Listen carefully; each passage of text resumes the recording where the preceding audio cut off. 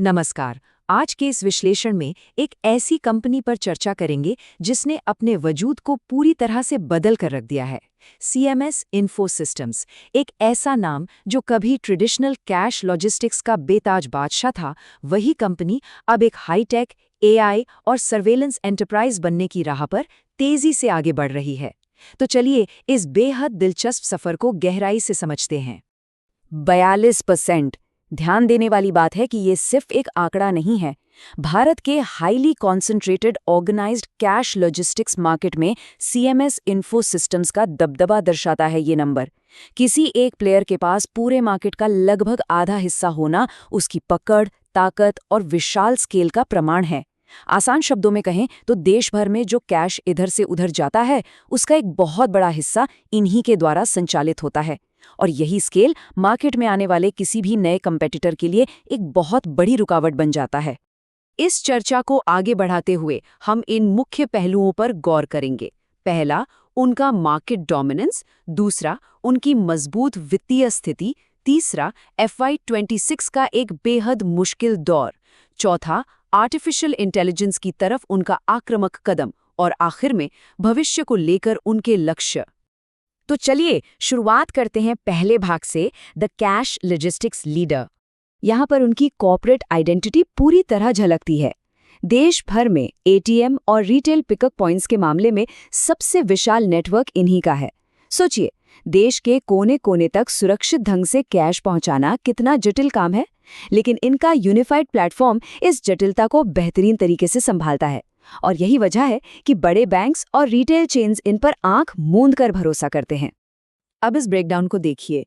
नई तकनीक की बात तो हो रही है, लेकिन Q3 FY25 तक उनका ट्रेडिशनल कैश लॉजिस्टिक्स बिजनेस अभी भी टोटल रेवेन्यू का सबसे बड़ा हिस्सा है, करीब 61%। बाकी का 39% दूसरे सेगमेंट से आता है। ये साफ दर्शाता है कि चाहे कंपनी एआई और टेक की तरफ कितनी भी तेजी से मुड़ रही हो, उनकी आमदनी की जड़ें अभी भी उसी कोर लॉजिस्टिक्स मॉडल में मजबूती से जमी हुई हैं। आगे बढ़ते हैं दूसरे हिस्से की तरफ, financial health and valuations.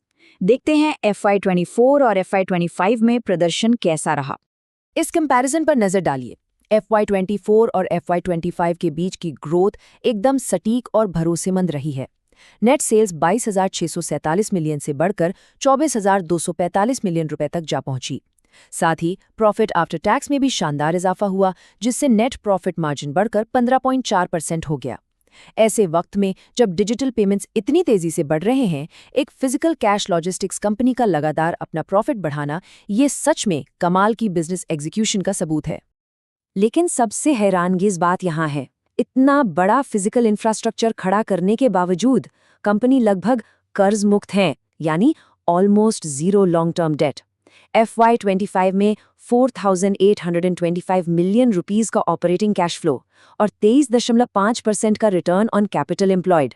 ROCE यानी निवेश किए गए पैसे पर कितना मुनाफा बन रहा है, 23.5% एक शानदार नंबर है।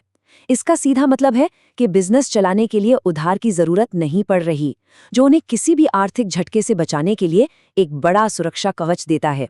पर जैसा कि होता है, सफर हमेशा आसान नहीं रहता। तीसरा भाग, नेविगेटिंग अ हार्ड ईयर। एक ऐसी स्थिति बन गई जिसे हम एक परफेक्ट स्टॉर्म कह सकते हैं। शुरुआत होती है H1 FY26 में, जब लगातार खराब मौसम और जियोपॉलिटिकल हलचल ने सप्लाई चेन को हिला दिया। नतीजा 25 करोड़ का नुकसान। फिर फरवरी से दिसंबर के बीच SBI के एक बहुत बड़े कॉन्ट्रैक्ट में देरी हुई, जो सीधा 100 करोड़ का झटका था। और आखिर में AGS के एग्जिट और ATM मार्केट के सिकुड़ने से 30 करोड़ का असर पड़ा। ये सब कुछ कंपनी के डायरेक्टली कंट्रोल में नहीं था। और इन तीनों घटनाओं का कुल मिलाकर नतीजा क्या निकला? एक अचानक और बेहद बड़ा झटका, पूरे 150 करोड़ रुपए का हिट। इसने उनके FY26 के प्रोजेक्टेड रेवेन्यू पर गहरा असर डाला। जरा सोचिए, अगर ये बाहरी चुनौतियां नहीं आती तो ग्रोथ का आंकड़ा कितना बड़ा होता।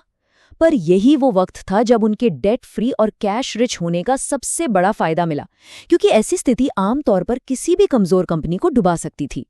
इन्हीं चुनौतियों से निपटने के लिए एक नया रास्ता चुना गया। चौथा भाग, the artificial intelligence pivot. CEO Rajiv Kaul का ये बयान इस नए रास्ते को पूरी तरह साफ कर देता है। उन्होंने बताया कि सिक्योरेंस सिस्टम्स के पूरे एक्विजिशन से उनका हॉकाई रिमोट मॉनिटरिंग नेटवर्क सीधे 45,000 साइट्स तक पहुंच जाएगा। जो काम अकेले शुरू करने में और 1.5 साल लग जाता, वो एक डील से तुरंत हासिल हो गया। बिजनेस में 1.5 साल का वक्त बचाना एक बहुत बड़ा कॉम्पिटिटिव एडवांटेज है। इस एक कदम से उन्हें बैंकिंग और फाइनेंशियल सेक्टर की रिमोट मॉनिटरिंग में सीधे 36% मार्केट शेयर मिल गया। ये वाकई एक मास्टर स्ट्रोक था। अब जरा इस बदलाव को यहाँ देखिए। एक तरफ पुराना मॉडल था, जहाँ फोकस सिर्फ एटीएम और फिजिकल कैश ट्रांजिट पर था, और दूसरी तरफ है नए लक्ष्य, एनबीएफसीज, वेयरहाउसेज, ईवी इंफ्रास्ट्रक्चर, टेलीकॉम और नई लॉजिस्टिक्स। साफ है कि अब ये कंपनी सिर्फ ट्रेडिशनल बैंकिंग के भरोसे नहीं बैठना चाहती। ये नए सेक्टर्स उन्हें कैश की दुनिया से बाहर निकालकर एक मॉडर्न, टेक सर्वेलेंस और एआई ड्रिवन लॉजिस्टिक्स कंपनी बना रहे हैं। आखिर में हम चलते हैं 5वें हिस्से पर, लुकिंग टू द फ्यूचर। आगे का रास्ता कैसा दिखता है? पिछले 3 सालों में एआई सेगमेंट के अंदर लगभग 150 करोड़ रुपए निवेश किए गए हैं। इस आक्रामक इन्वेस्टमेंट का मकसद साफ है, FY27 तक कुल रेवेन्यू का पूरा 10% सिर्फ और सिर्फ एआई सेगमेंट से आने की उम्मीद है। एक ऐसी कंपनी जिसका पूरा बिजनेस फिजिकली कैश उठाने और पहुंचाने पर टिका था, उसके लिए रेवेन्यू का 10% प्योरली डिजिटल और एआई टेक से आना एक बहुत बड़ी क्रांति है। ये उनकी बदलती हुई आइडेंटिटी को पूरी तरह प्रमाणित करता है।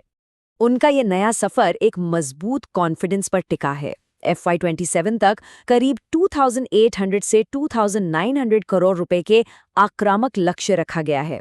इसके साथ ही बोर्ड ने 340 रुपीस पर शेयर के हिसाब से 168 करोड़ रुपए के स्टॉक बायबैक को मंजूरी दे दी है। शेयर मार्केट में स्टॉक बायबैक का मतलब ही ये होता है कि कंपनी को अपने आने वाले कैश फ्लोज, अपनी हेल्थ और ग्रोथ पर पूरा भरोसा है और उन्हें लगता है कि उनके शेयर अभी सस्ते मिल रहे हैं। ये निवेशकों का विश्वास जीतने का एक बेहतरीन तरीका है। तो इस विश्लेषण को समाप्त करते हुए एक सबसे बड़ा सवाल जहन में आता है, क्या फिजिकल कैश लॉजिस्टिक्स का एक पुराना दिग्गज सच में एक agile AI powered tech giant में सफलतापूर्वक बदल सकता है? शुरुआती आंकड़े, बेहतरीन एक्विजिशंस और उनका विजन तो यही इशारा कर रहे हैं कि रास्ता बिल्कुल सही तय किया गया है। लेकिन इस बदलाव की असली कसौटी आने वाले क्वार्टर्स के फाइनेंशियल नंबर्स ही होंगे। एक ऐसी पुरानी जायंट का ये टेक रेवोल्यूशन आगे कहाँ तक जाता है, ये देखना वाकई दिलचस्प होगा। इस चर्चा में जुड़ने के लिए धन्यवाद।